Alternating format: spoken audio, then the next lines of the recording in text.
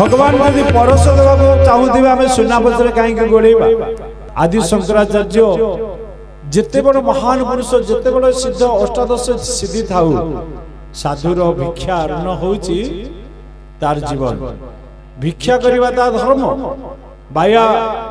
विश्वगुरु बाया बाबा लिखिले आपे अपना को चिन्हिले तुटे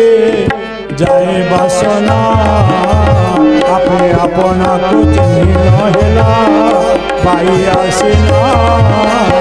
आपे अपना गुरु से आपे शिष्य बोलाई आपे अपना को सिखाई परे सिखाओ घरे घरे नीति उलई भिक्षा मागिबा पाई केउ भिक्षा अबा मागिबो बोले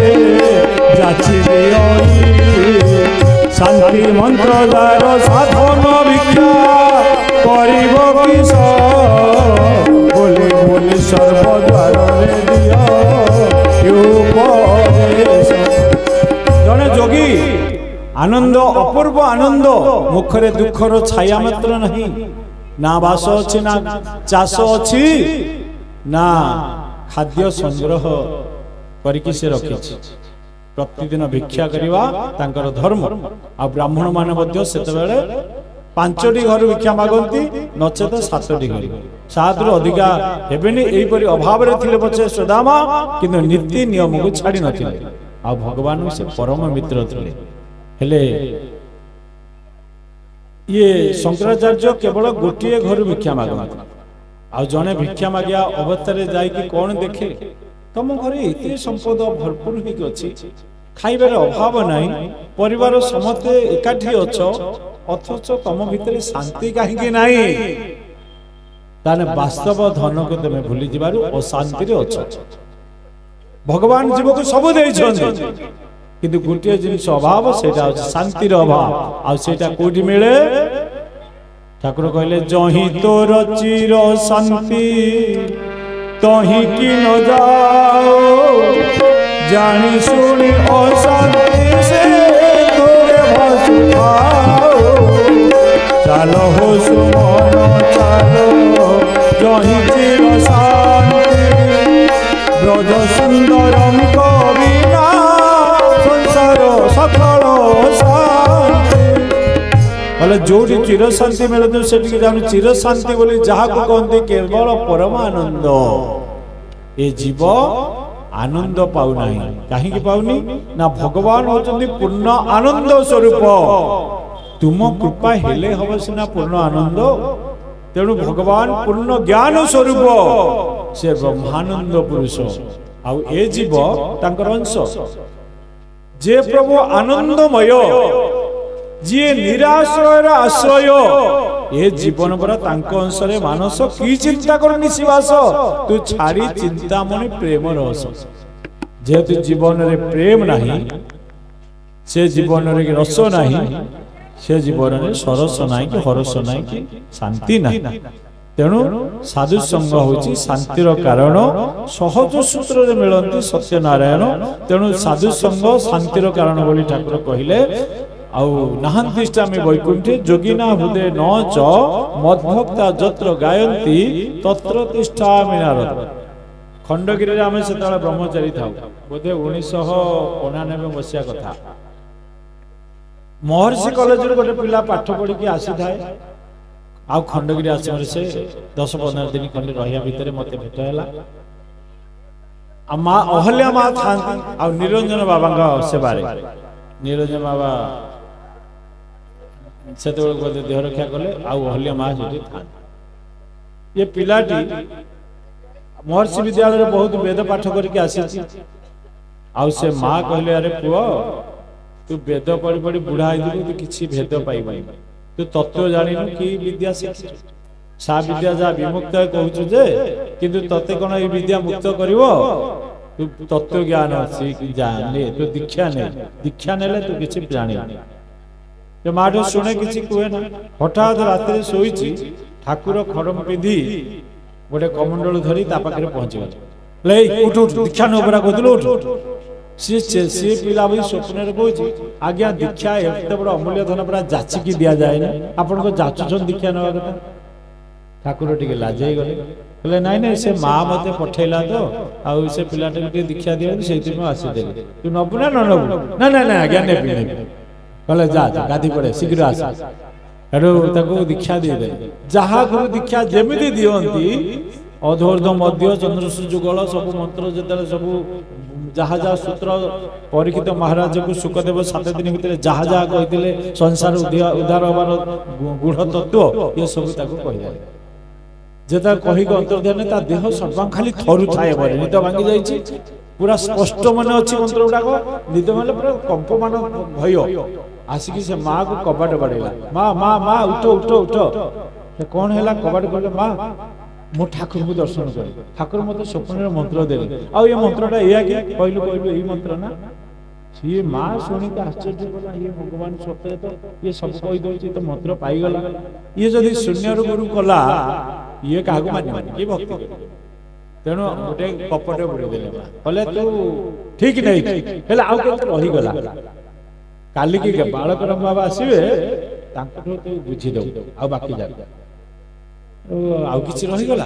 आ मो निद भांगी गला बदे से ठाकुर पड़ेल ना कोन आ रही गला ना ना हां जहा पाइछु पूरा ठीक पाइछु आउ किछि रही जाईछि तेणु बालक राम बाबा आसी तांको गुरु करी दक्षिणाटा दे दे तो दक्षिणा देनु ना ना हां ठीक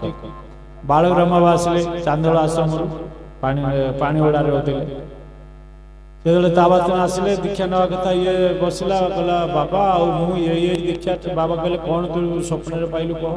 ना यही सब सूत्र गुड़ा सब कहीदेला एमती गुरु कहते समर्पण सूत्र दर्शन सूत्र अजपा सूत्र खेल सूत्र नाम सूत्र